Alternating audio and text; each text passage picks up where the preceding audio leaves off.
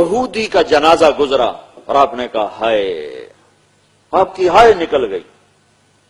انہوں نے کہا جی یہودی ہے یہودی. کہا اسی پہ تو ہائے کر رہا ہوں کہ ہائے میں اسے کلمہ نہ سمجھا سک اور یہ جہنم میں چلا گیا. ایک یہودی بچہ آپ کی مجلس میں آیا کرتا تھا، تو وہ کچھ دن نہیں آیا، تو آپ نے پوچھا وہ بچہ نہیں آ رہا. کہا جی وہ بیمار ہے. کہاں رہتا تھا؟ بنو قریظہ میں.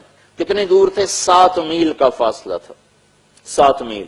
تو آپ اس بچے کا، یہودی بچے کا حال پوچھنے کے لیے 7 میل پیدل گئے. آگے پہنچے تو وہ موت کی حالت میں تھا.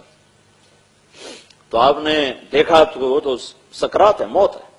تو آپ نے فرمایا بیٹا قل لا الہ الا اللہ، کلمہ پڑھ لے بیٹا، کلمہ پڑھ لے.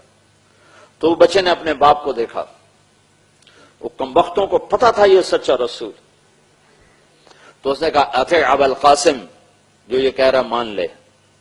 تو اس نے کلمہ پڑھا اور ساتھ ہی اس کی جان نکل گئی. تو اللہ کے نبی کا چہرہ خوشی سے ایسے گلاب بن گیا. الحمدللہ الذی انقذہ بی من النار.